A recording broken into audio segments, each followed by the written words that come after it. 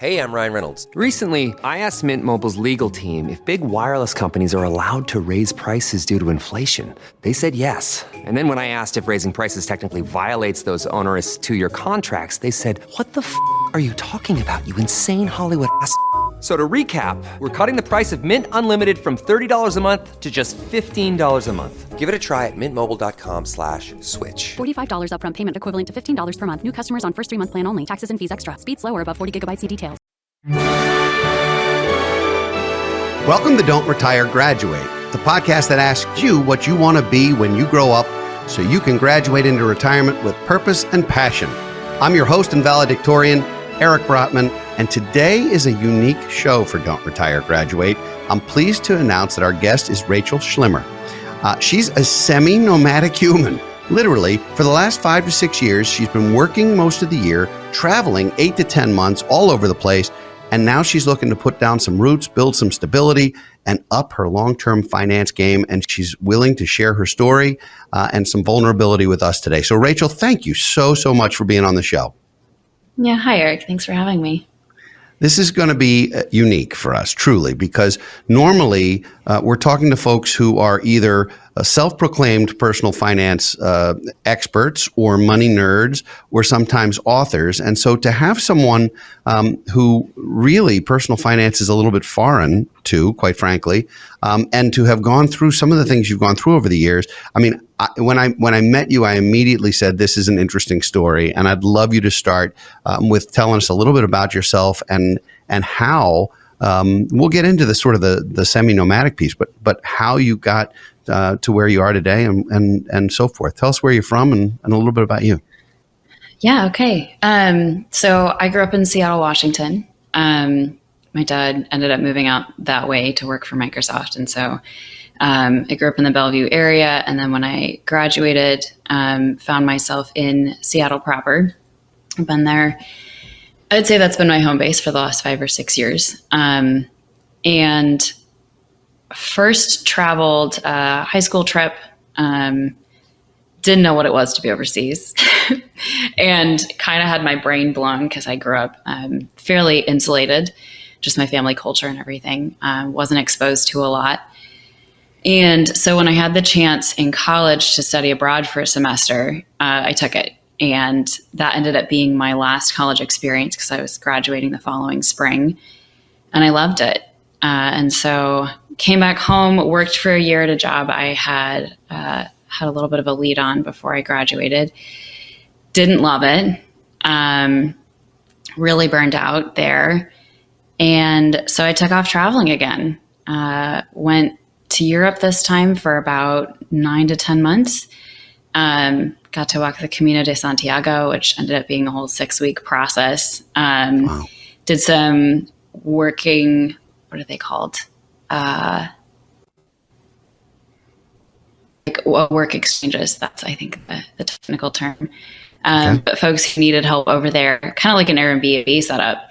Anyone who needed help could kind of post on this website, and people who wanted to help could get up, and stayed with a couple of families over there. Did some farming. Did some help with a stud farm. And came back home, worked for about another year, went and traveled during the pandemic, came back, worked for another year, went to travel for a while, came back and worked. So it's kind of been the off and on process over the last couple of years of my adult life. And so I think where I find myself right now is kind of, as you mentioned, like looking to put down roots in some form or other. And the more that I keep trying to get myself into a full-time gig and a like long-term career, the more I'm like, oh, but I really do want to be traveling all the time. So I think my struggle right now is to find, how do I build that long-term stability, whether that's longevity in a career, financial planning, kind of all of the things that you get when you stay in one place for a long time, but without having to stay in one place for a long time. Just because I still have that curiosity and hunger to see more of the world and experience more. So. All right. Well, I have this is not an intervention, and it's sure as heck not therapy. But I do have some ideas. Why don't we play them off of each other? Yeah, please. It seems to me that there are occupations that allow you to also travel constantly. One of them, of course, being travel agency. But in a more fundamental way, there's also taking a job with like a cruise line and spending your life at different ports. There are certainly ways to travel a lot if you take a role with one of the airlines or one of the other transportation companies. There are things that you can do where you still have roots, you still have your place, whether it's an apartment or a condo or whatever it is, but you can see the world in a whole different way. Have you given thought to making your life and your living from travel? I would say yes, except that I'm not sure I have. I've definitely had it suggested to me. There is something about, I mean, this is going to get more personal than financial. There's something about just the way that I have constructed my idea of how you do life and how you support yourself, that just doesn't include that. And so somehow it doesn't feel like a natural thing to do. And I don't know, I think largely that's it's too rigid of a sense that I have what life has to be. So that has been and will continue, I think, to be something interesting for me to challenge as I think really specifically about what it is I want to do and put together pieces like this suggestion you've had. And lean into, okay, this doesn't feel normal. This doesn't feel like anything I've seen anyone else do. It seems like something I hear about other people doing, and I'm not other people, so I don't get to do that. Does that kind of make sense? Well, a little bit, although I think that's very much just in your brain. That's in your head. Right. And so, I think about ways that you can turn your hobbies into a way to make a living. So, for example, you did a 6-week hike, right? Or you've done these major outdoor excursions. There are companies, travel companies, that are constantly looking for folks who will be tour guides a week at a time, whether it's in the national parks or whether it's on the biking or hiking or cross-country adventures or those kinds of things, where they're looking for somebody to shepherd a group of usually high-paying tourists through some adventure that maybe they've never been on before, where you're the expert, but you also get to be out and about and see the world. And you see it from a bicycle, or you see it from a bus window, or you see it from a foot with a walking stick. Like, why not sort of explore ways to be outside? Because I do think you like to be outside and to be active, and also not to be sedentary. I mean, look, I think we've solved all your problems in about 7 minutes. We've got this. Love it. And I'm not, of course, I'm not calling them problems. That's the wrong word. But this challenge to find a way to get employee benefits, to have the right health insurance, to have the right retirement plan, to have the ability to start to make the kind of money that some of it can be put away, whether that's 10% or 20% or whatever it is, for either a rainy day or for the long term, where maybe you can't do that forever.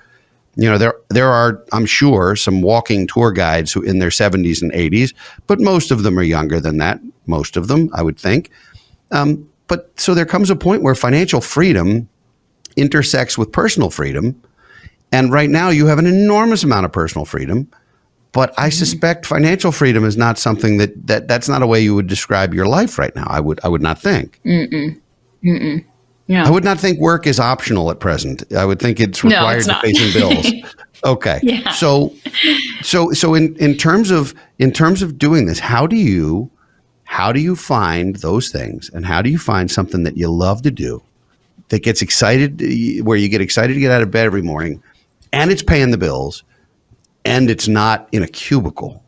I mean, you said you spent a year, and I'm not going to ask you where, but you spent a year in Seattle sort of at the day job. And I don't know. I mean, I only lasted a year in corporate America myself. I couldn't do it.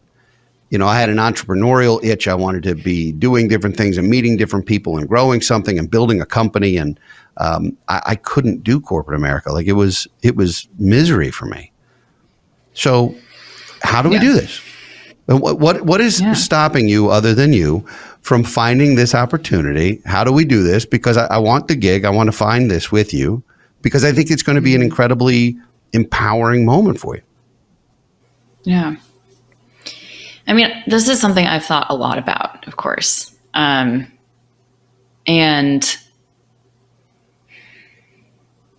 I think there's always been this sense that I have to build a skill set I don't already have to have something to offer outside of the service industry, which is essentially kind of where I've worked. Mm-hmm.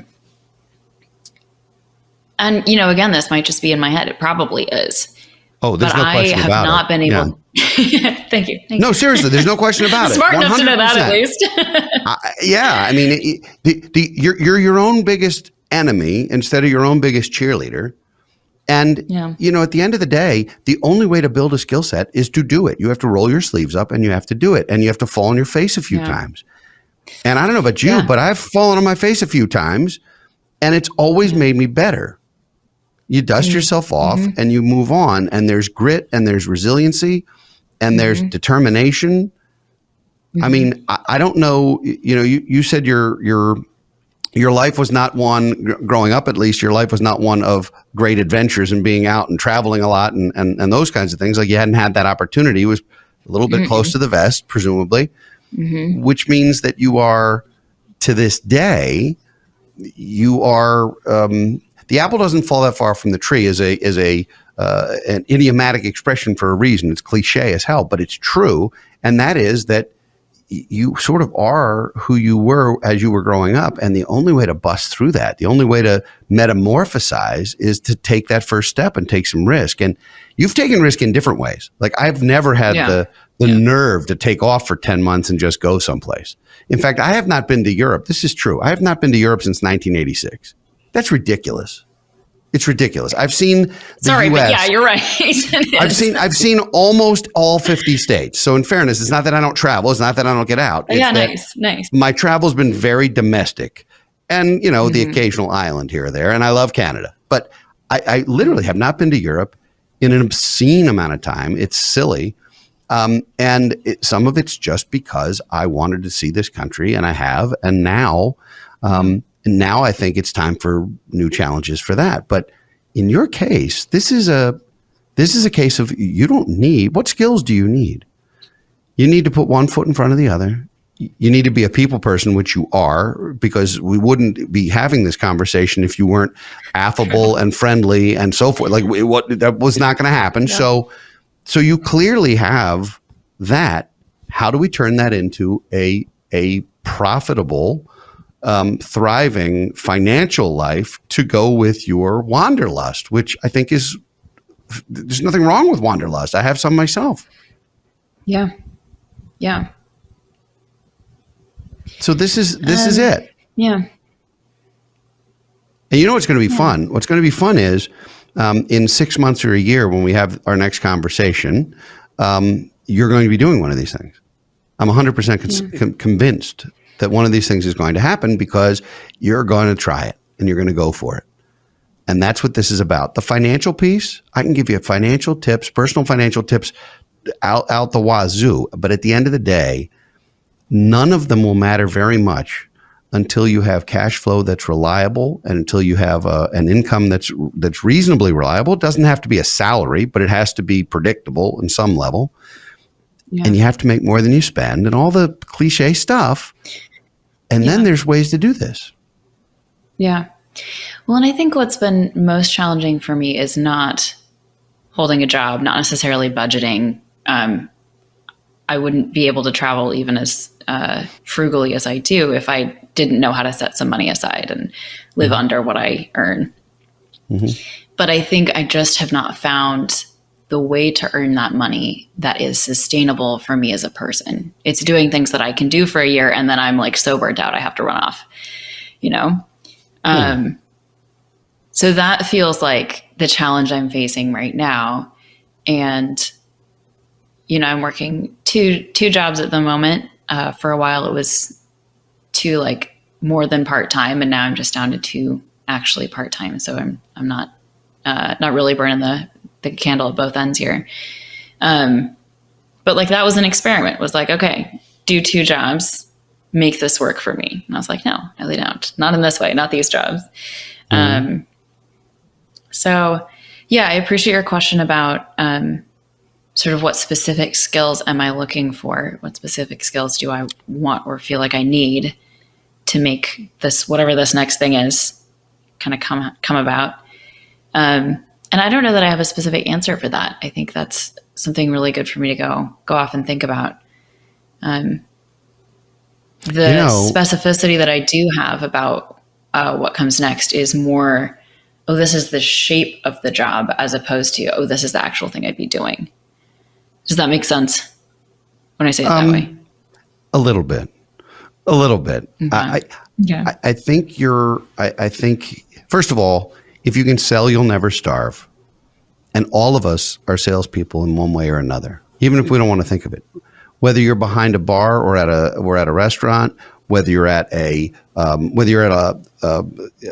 type of business, whether it's an accounting firm or a personal contracting or a law firm or whatever it is, any kind of job, we're always selling our services. One way or the other, we're selling advice, or we're selling a product, or we're selling a service.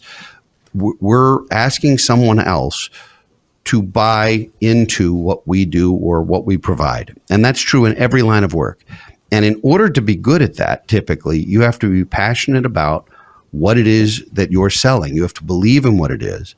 And if that means for you getting people who have maybe never traveled before or never had that adventure to do it, you're going to see people just, their heads are going to explode from enthusiasm because, my God, we just had this unbelievable experience.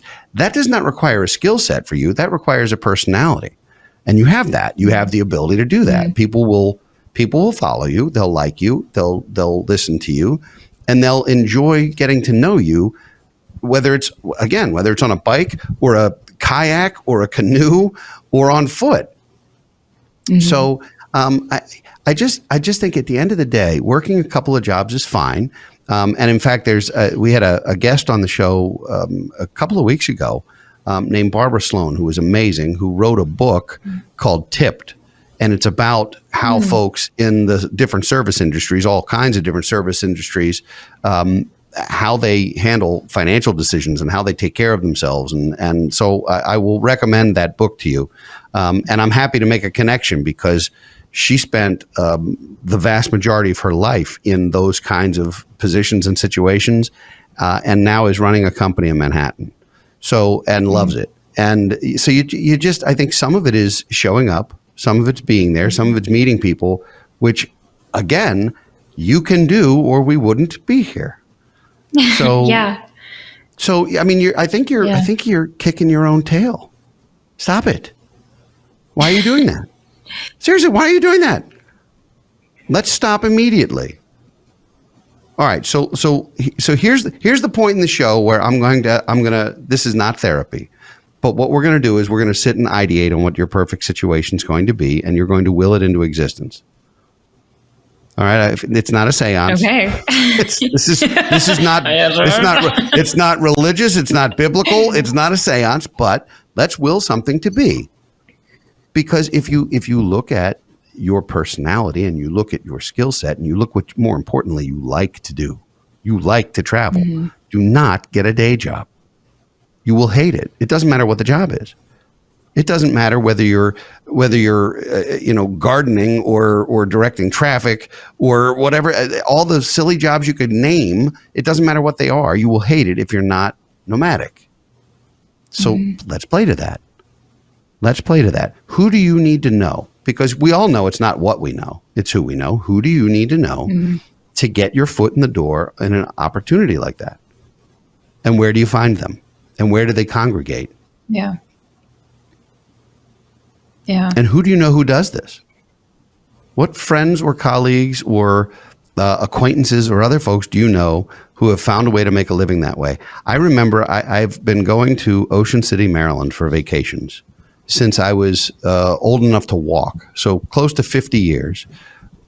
And one of my friends from high school is and was for many, many years a bartender there. And I would see him in the summer, and he said, I work 4 or 5 months of the summer. I make enough money here on a vacation area to then take the other 7 months off, and I surf in Australia or wherever I am. And I used to look at him cross-eyed, like, how have you? And he looked at me the same way. And I remember him saying to me, he goes, I have no stability whatsoever, but I'm so happy, and I'm sure you're doing it right, but I'm really loving this. And I looked at him and I said, I'm not sure I'm doing this right. Like, this life is not a dress rehearsal. This is our one shot at this. Let's do the things that we love. So, and now, fast forward, he's 50 years old and is still bartending, but also is in real estate in the vacation area and still travels. And he's made a career for himself just by virtue of knowing people and being someplace. He even got married. This is somebody who no one thought that would happen necessarily. And if you're listening, you know who you are, and outkicked your coverage. But in terms of how to do that, this is not. This isn't neurosurgery. This is putting yourself in a position to be able to do what you love all the time. And it's not a fairy tale. It's not a fantasy. Someone's going to pay you to do what you love to do. There are people who want what you do. You don't need any additional skills or education. You might need some geography. If you're working at Yosemite, you got to know the park. But some information. Yeah. Yeah. Obviously, you need to learn if you're going to be a tour guide somewhere. But if what you're doing is taking a group of tourists from Vermont up to Nova Scotia on a bicycle, all you need to know is how to get there, how to change a tire, and how to call for the cavalry if something goes wrong. Yeah. You know what I'm saying? Yeah. So, I think you should be sending me postcards from everywhere you go professionally. Because at the end of the day, I can agree to that. Well, so that's what I want. I expect postcards because I never get postcards anymore. Nobody sends postcards anymore. They all send e-greetings, which I hate e-greetings for the record. Or text. I prefer a text to an e-greeting. Nothing's worse than getting an email where you have to click it and watch it for 60 seconds to find out who it's from. No, I don't want that. Anyway, so Barbara Sloan's somebody you need to know. There are people in this industry you need to know. There are resources and books that you can read on how to do this. And there are companies out there. And like every company in the US right now, they're begging for people to come work. Like companies are having trouble finding workers. Right now is the greatest time to be looking for work, probably in my lifetime. And what you aren't looking for is you're not looking for a job or a career necessarily. You're looking for a way of life that will pay the bills. Yeah. Yeah. I can't drop this mic because it's on a swing arm, but if I could, I would, because I feel like we just nailed it. So what are the things, because you talked about putting down roots. That's not putting down roots. That's finding some stability without planting yourself. And I actually don't know that putting down roots is a good idea for you. Why would you do that?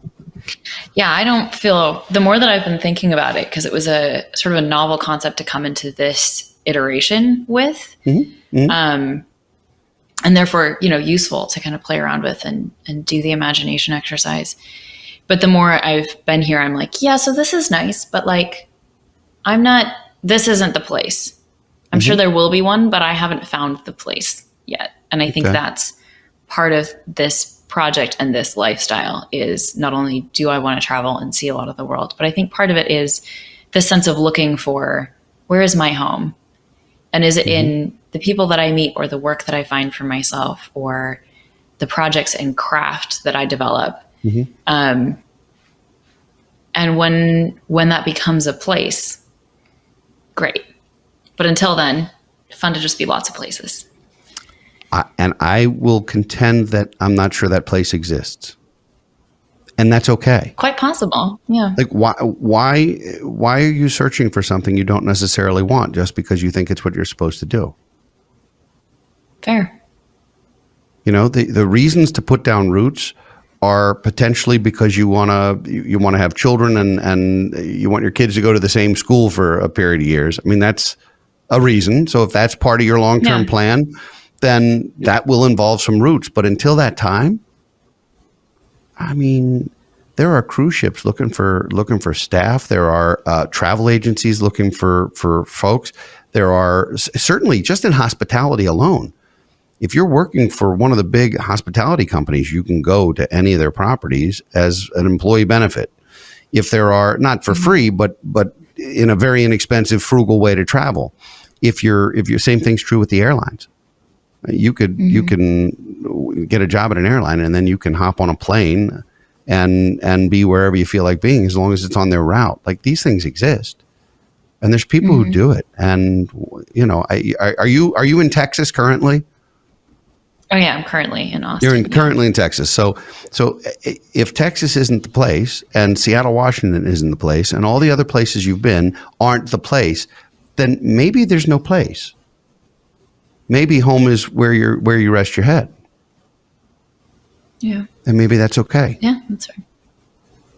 Yeah. All right. I'm going to ask you a question that it's going to be a particularly interesting one today, because I ask everyone who's on the show what they want to be when they grow up. And I would love to know what Rachael Schlimmer wants to be when she grows up. What's the plan? And that doesn't mean adulting, because maturing is for the birds. I tell my daughter on a regular basis not to grow up because it's a trap. But in so much as we can dream a little, what do you want to be when you grow up? Yeah. I feel like I get this question a lot, particularly in conversations about what am I doing with myself and what comes next and why aren't you happy and like, what are you looking for? Whether that's like, in an ideal world, what would you do? Or like, if money wasn't an object, or like, there's all kinds of versions of this question. And it's been difficult for me to pin down, I think, because I do still feel like I'm in such an exploratory phase. The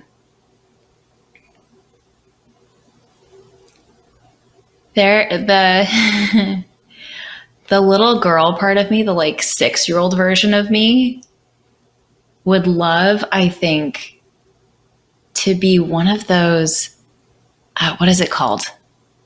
I think it's called horse vaulting, where it's like gymnasts, but on horseback. So equestrian, some kind of equestrian. Yeah. Yeah, I was horse crazy as a kid. Yeah. But not anymore? I think I just have given up on it. Why? Because it's so like distant from my everyday life. It's not like I, just see a horse every other day, So it feels like I think there's just been too much space there. Okay, but you're you look so confused right now. because no, I think it's great. I think but you're mobile. So why not work? Why not work in an equestrian area, or an equestrian center, or in a farm, or in a training center, or in anything to do with that industry? If that's what you love to do, why wouldn't you do that? Yeah. You need to be in horse country. You got to go to Kentucky or Virginia or something, but it's there. There's plenty in Maryland. We'd love to have you. There's lots of horses. Yeah. But I mean, why give up on the 6-year-old version of yourself? It's not like you want to be an astronaut. That's a little bit more difficult. But if you want to work with horses, there are people who, and we've had clients who are in that business who work with horses, and there are schools here in the area where there's boarding students, and they board horses in literally around the corner from us. This exists here. So I don't think you should rule that out if that's something you love to do. And that would allow you to put some roots down, but it might also be seasonal to an extent. I mean, it depends. It depends whether you want to care for horses, or whether you want to train horses, or whether you want to just be around the sport. Yeah. But I love your answer. I think when you grow up, you should do that. Well, thanks. Well, why not? All right. So we need an extra credit assignment from you. And at the end of the day, I'm going to ask, and I don't normally do this, but I'm going to ask in a very targeted way for an extra credit assignment that involves going to a place.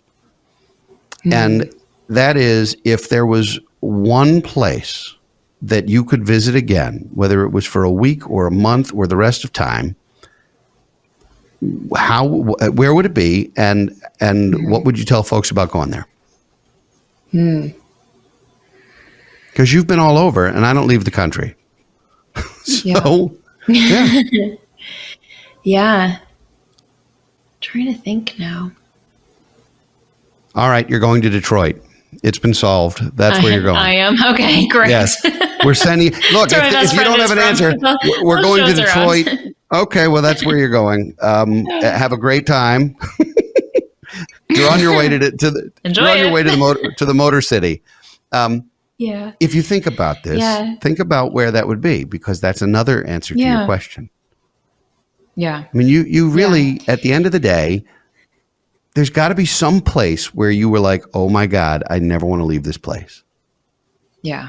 Or is the newness? Well, and there's a couple that come to mind, of course. And so it's like, well, what are they? Well, so don't pick one. Okay. Okay. Great. We have options. One I would say was this small Irish town, about an hour outside of Dublin. I was working at a stud farm at the time, and it was a university town. And so it was very small. And so it felt like small town life, not the, sort of big city bustle. But of course, if you wanted that, Dublin was super close. And because it was a university town, they still had a couple of cool hangout spots. So it wasn't just like your corner store and your groceries and, maybe a nail salon or something. Like there are actually some really cool little spots there. And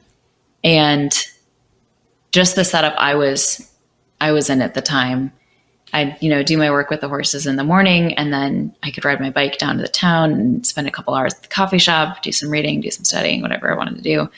Come back, wrap my day. And I was there for 3 to 5 weeks, I want to say. It wasn't super long. And I was actually sad to leave, which is not always true. Okay. So that is Maynooth, Dublin. I have a university there. Really cool little spot. As a tourist, plan yourself a nice little weekend or take a day trip or something.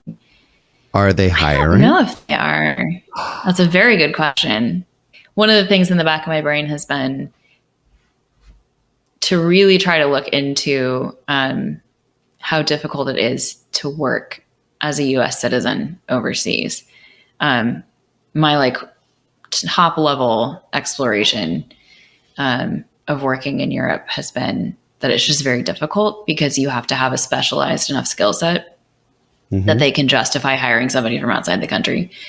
And I'm not specially trained or, have a degree in any particular thing. So having all round skills is one thing, but I don't know that I could prove oh yes, I'm a top level neurosurgeon and you need me for your hospitals for, whatever reason. So where are there that has similar, been something to look into. Well, and where are there similar facilities in the U.S.? This is a big country. Yeah. And, you will find something in, whether it's a stud farmer or some other aspect of horse life, there's a lot of it here. And if you are able to find stability doing that, and it allows you to not only start to build some of your personal finance and your roots, but also it allows you to have resources to travel for fun when you want to. I mean, that's not terrible. So, all right, I as much as I hate homework, I'm giving you a homework assignment because that's just because it's my show. And no, you're actually getting a homework assignment, not extra credit. No, okay. No. We're going back to school immediately. Your assignment is to explore these two distinct avenues, one around horses and one around travel and leisure and hospitality, and to report back. I want a full report. And then I'm going to suggest that you consider starting a blog of some kind and that we create a brand of Rachael Schlimmer. So begin with doing the search. You figure it out. You're going to write. You're going to tell your story. and it's going to be inspiring. And you're going to be happy about it, and you're going to have fun with it. I can see it in your face. This How's is that? the hypnosis section of the show.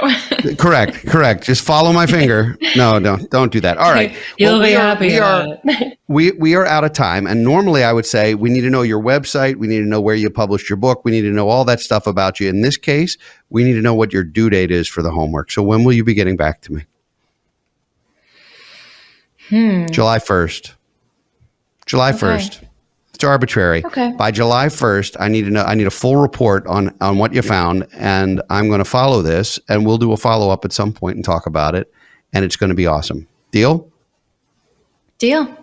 Let's play. Thank you for getting out of your comfort zone. I know you were scared to death to do this, and I hope it wasn't painful. I hope you enjoyed it. Yeah, it was fun. It was fun. All right. Well, thanks for being here. Yeah. Thank you. Appreciate it, Eric. I'd like to thank all of you for listening and watching today. We would love to hear from you. So please send us a message or leave us comments at don'tretiregraduate.com or on social media.